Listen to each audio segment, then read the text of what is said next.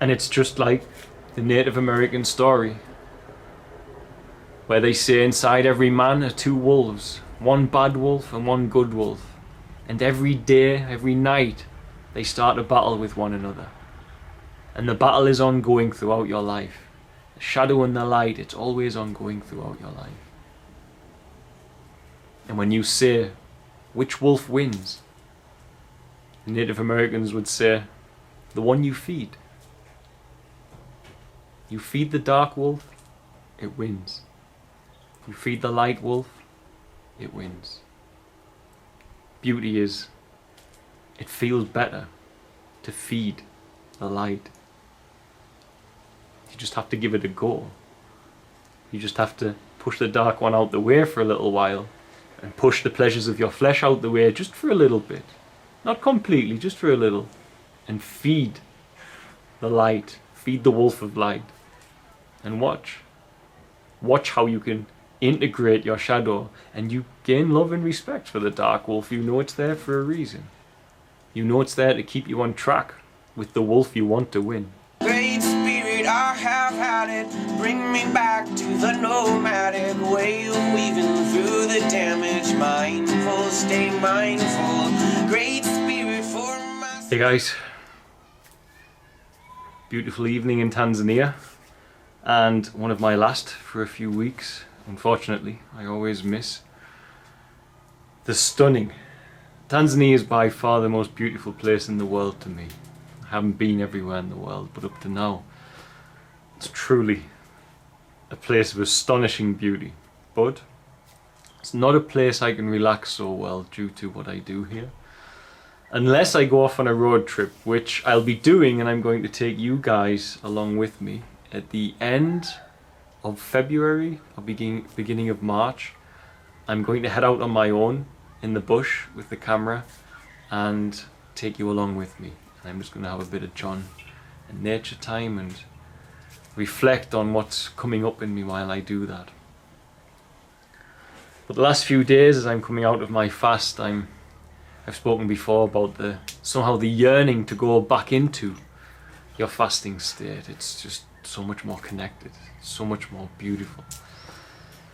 And when you manage to crucify your flesh as you do in a fast, you roar in the spirit. When you roar too much in the spirit, you can't come back to the flesh and you neglect it. As we know recently, I've had this problem in my own life. I've lived on a higher level of consciousness than what I used to live on. And this is achievable by all. This is not some spiritual egoism I'm talking about. It's just through spiritual practice. And it's like living a few inches outside your body. So you don't really feel your body starting to feel the trouble because you feel so spiritually high. But it's productive, but it's not necessarily healthy. And it's not balanced. So the balance is what I have been dwelling on a lot lately. And within that balance, I've been thinking about that thing which is described as integrating the shadow. And Carl Jung is the greatest ever person to speak on such a topic, and now it's echoed in people saying that we should do shadow work, etc. Now I speak actually of the struggle with the shadow. The shadow is the lower aspect of your human nature, described in esoteric Christianity, described in Greek mythology often as the beast, described in Islamic mythology as the dog, as that culture sees dogs as the lower nature. In Christianity they use the lion. In mythology, Greek mythology, only one example in Greek mythology which I always fall back to because I find it the most appealing, is that of the Minotaur. But it's true of a great deal of most myths and religions on the planet. And I'm not saying all religions are myths, I'm just saying the esoteric codings are the same. The shadow is always represented by that which is slightly uncontrollable. And in actual fact, the more I dwell on the idea of integrating the shadow, I come to understand a lot about myself. Now, I'm a person who's gone through that. I've integrated the shadow. I'm a man who once, many moons ago now, as I would say, but over a decade, nearly a decade and a half ago, that I had such a horrendously long dance with my shadow, the destructive side of my shadow, that I even mistook my want to end myself with a want to end the totality of all that I am. I thought ending myself and that yearning to do so, I didn't realize it had anything to do with silencing my ego, and with it the negative sides of my ego that were doing me the most harm, which tend to be those things that dwell from that thing that we call the shadow. And I've come a long way working with that to where I am today and the man I am today. And the shadow work that I did, if this is how we are to label it, has put me in a good and strong stead for what I do today. Because when I see the shadow in others misbehaving, I feel nothing but an immediate empathy to want to either pull them out of there or to at least put up with what I'm seeing. Because I've been there. And I know that it's not something that's absent for many of us. And many of us walk around feeling as good as we like, or as Buddhist, as peaceful as we like, Christian as we like, as saintly as we like. But you can't do that unless you recognize the shadow or the evil or the potential foundation for evil within yourself. Now, many people can live this sort of virtuous life, and they never quite lose control to that side of themselves. And I applaud you. But the great many cannot. And actually many of those that seem to be doing that behind closed doors are dancing with the shadow within themselves. But accepting that it's there is where you gain control over it. Accepting it and not destroying it is where I get my empathy from. I accept that that is within me, and I'm actually fearful of it. And somehow that fear of that within me, which I've seen lose control in my past, really drives me heavily into my spiritual practice. But it also drives me heavily in my ability to have empathy. When I see a liar here, when I see a drug addict, when I see someone lost, when I have these young men and teenage boys from the street who are very, very difficult sometimes, then I understand what's going on within them. And I understand that at each stage in our lives, each of us must come to the point where we learn to integrate that shadow or accept it within us. And I see many problems with constantly labeling only ourselves as a sinner, and you leave a little bit of a conflict within you. Now, I always use the term, you need to fight your lower nature and you need to fight that shadow. And it's true you do, but I've said recently that the fight is not something that you need to have tension within. The fight is something that needs to be relaxed. The fight is acceptance. And when you do accept, you can become wholeheartedly, very powerfully empathetic beyond what you ever have been before. And that's part and parcel of one of the gifts I've had in the journey I've had in my life. I came from the depths of the place within the mental sphere of human consciousness that creates depression and addiction and all of these problems. And I've came to this new place where I perhaps can get addicted to my spiritual practice, but at least I'm constantly in a state now, thanks to that, where I have balance and I have respect for that side of me. But it still can rear its ugly head and it still can overcome me. I'm a human. We can still be tempted. But when you accept that you can be tempted, you become more peaceful. When you accept it, that's when you're fighting. Now, you can get passionate and riled up about fighting. You get passionate and riled up about destroying the lion, just as Samson wrestled it with his bare hands until he killed the lion, which is your ego, and then consumed the honey, which is the secretion from the pineal that you activate whilst meditating and crucifying your flesh as requested. You can do that only without this physical struggle. That's a representation of how it can feel within yourself, trying to find that silence. That story speaks of it wonderfully, I feel. It's such a beautiful way to describe it. But the truth of the matter is that if you try to jump on that shadow with your bare hands, with that attitude, you'll lose. But with that attitude is how you should go into it. But once you go into that fight, you've got to go in with passivity and acceptance. And the more passiveness and acceptance you have towards the shadow of yourself, the more open your energy becomes. And I see it with the boys who I've got in my care who have been through hell. Far greater hell than most people deserve to face on this earth. Having been addicted to drugs and raped and abused, and some of them have even killed people which they regret. And when they've gone through all of this, and they accept that they've done it, and they seek forgiveness and they repent of what they've done, they begin to respect that dwells within them. Not a respect for it in a positive way, like I can do this to people if I want, but a respect for it as if to say, I know you're in there and I know you exist in others, but I won't let you gain control of me again, because that's not the way I want to express my energy. I understand that you're part of me. I understand you're part of every person around me, but I won't let you overthrow me. And that falls into a philosophy, a theism called actually theistic Satanism, that enlightenment can be found by embracing the material beyond comprehension, which is what I see actually in the boys.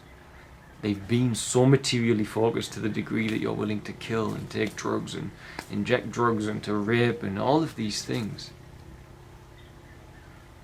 This is the absolute epitome of worshipping the material.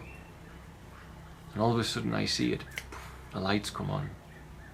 And it's not the dark light I refer to. It's not the bad angles of light. The angles of light that belong to Christ and his legions of angels. And it wakes them up. And some of them are more enlightened than I'll ever be because of it. And I see it. I see it in their eyes, and I see it in their behavior. And I see it in their gentle output into the world from what they've been through. And I understand it, because it bears similar story to my own, and perhaps many of you listening to me as well. So to integrate the shadow, it's the lower parts of yourself that don't make you necessarily feel great, but you need to accept are there. Now, there can be a dangerous and a positive way to integrating the shadow, sadly. People can integrate it to the degree where they accept that all those things are there, but they gain a level of such control over them that it abandons the ability for those aspects of your shadow to become moral guidance. For instance, if you elevate yourself, as our world leaders do, using their New Age religion, which we see promoted throughout the various sects of Jesuitism and the negative Hollywood Luciferianism, then they can elevate their consciousness using wealth, using technology, and using mental training to not feel guilt for things that normal, moral human beings would feel guilt for. And that's a spiritual corruption coming in from above. And that's the dangerous side of integrating the shadow, and we should never aim for that. You should never aim for it. If you do something wrong, you should feel guilty. You better believe you can train yourself not to. But then you're just training yourself to be a minion of Satan. This is not what you need. And you might say, how can you train yourself to do that? Well, you or I would struggle deeply to do that, so it's probably not too much of a concern or a worry. But you hear of these people, and why do you think they embark so heavily upon these dark rituals you hear about? And they do exist. They exist because here they exist in this culture. Those who worship Satan, the witch doctors, they have these ceremonies. I have traumatized people that we care for in their adulthood who give testimony to these weeks and weeks of sexual abuse and murder and blood sacrifice that small children have been part of and are now adults and are still traumatized from. this repetitive behavior and these satanic rituals that they perform that we hear whispers about but you never get set evidence for, and perhaps you do these days, all that can do is make a person so integrated with their shadow, not to the point of acceptance, but to the point where they shut off from their heart and they accept all of the negative, and they don't feel guilt for normal things that you and I would feel guilt for, and they feel this is some sort of initiation to be strong. The battle for Christ is to stop people from tipping over that point. And Christ is winning because I see it in the eyes and in the smiles and in the laughter of the boys here. Because the young boys, some of which that we have in our care, were taken by men addicted to heroin who were no doubt demonically possessed in their own which way, shape or form, whether you want to call that a spiritual or physical going on. I call it a spiritual without a doubt. And they were injecting children with heroin and teaching them to rape smaller children as a performance. Now I'm sorry to speak of such dark things to you. I'm apologetic for that. God placed me here. This is the reality I live. This is my daily truth. These are the things we've had to deal with.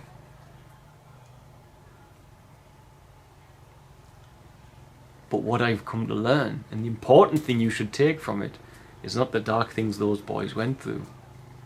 It's the fact that with the click of his fingers, Christ reached in, pulled open the dark, shone a light on them, and they immediately came back to God.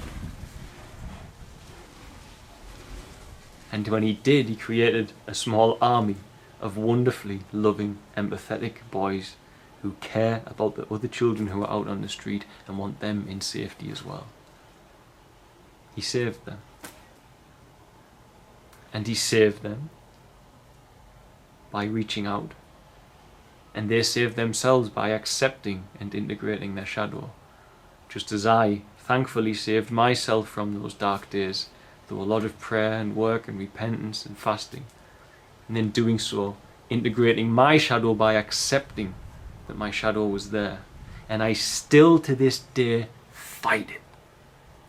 I fight it. And you should all get passionate about fighting it. But that's where this tension must stop. Because the true fight that you want to express when you do that actually only comes when you breathe out and you accept, love and nurture the shadow that might have done you wrong, but is as big a part of your human nature as anything else within you. And you become so grateful for it.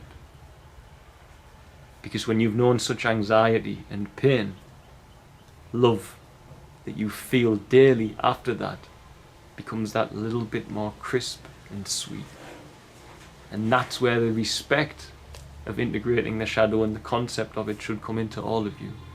If you find Buddha appealing, if you find Christ appealing, you find all of those things wondrous and beautiful, you have to understand that due to the nature of your physical body, you would not experience that wonder, that beauty, that respect, that love, if you didn't have a polarity for what you didn't want to experience and why you're so grateful for them. And the shadow in you works in the same way. But sometimes it can get the better of you. And then you've got to get passionate, then you've got to get quiet. You've just got to breathe.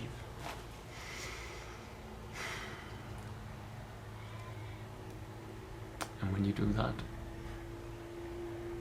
you can let go. And it's just like the Native American story, where they say inside every man are two wolves, one bad wolf and one good wolf. And every day, every night, they start a battle with one another. And the battle is ongoing throughout your life. The shadow and the light, it's always ongoing throughout your life. And when you say, which wolf wins? The Native Americans would say, the one you feed. You feed the dark wolf, it wins. You feed the light wolf, it wins. Beauty is, it feels better to feed the light. You just have to give it a go. You just have to push the dark one out the way for a little while and push the pleasures of your flesh out the way just for a little bit. Not completely, just for a little. And feed the light, feed the wolf of light. And watch. Watch how you can integrate your shadow and you gain love and respect for the dark wolf. You know it's there for a reason. You know it's there to keep you on track with the wolf you want to win. Integrating the shadow. A term from Carl Jung, but for me, it's just a new way to describe something that's been on this planet for a long, long time. From Native American times and beyond. Ancient Greek times and beyond. It's about the acceptance and the gentle maneuvering of your energies to find union and balance within yourself. And ironically, it's in that absolute peace that the dark wolf lays down, or that Samson pins that lion, or that the Minotaur is found in the maze and slain. And while the battle's going on, you can imagine a very peaceful Buddha controlling the person who's doing the battle. And that's the strength, in the person sitting peacefully in the lotus, while that raging battle might be going on. As soon as they're not peaceful, they've lost. And because I'm just out of my fast, I'm very mellow and I'm very peaceful. I just thought I'd speak about that. Anyway. Spent some time with the boys and it came up in me. So, love you all. See you soon. Bye. Thanks for watching. Don't forget to like, share and subscribe, as it really helps us to grow the channel and with it help more children here in Tanzania. Also, don't forget you can support our work by sharing with children in crisis here, be it sharing for a particular need or even sharing one-on-one support for education, housing, food and medical care. It can be done for as little as the cost of a cup of coffee a week back in the West after all. Just visit www.sharetanzania.co.uk to find out more. Lastly, remember you can also support us via Patreon, www.patreon.com/featherstail, and help keep us here in Tanzania to continue our work.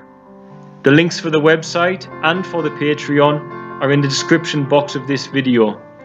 Love and light, guys. See you soon.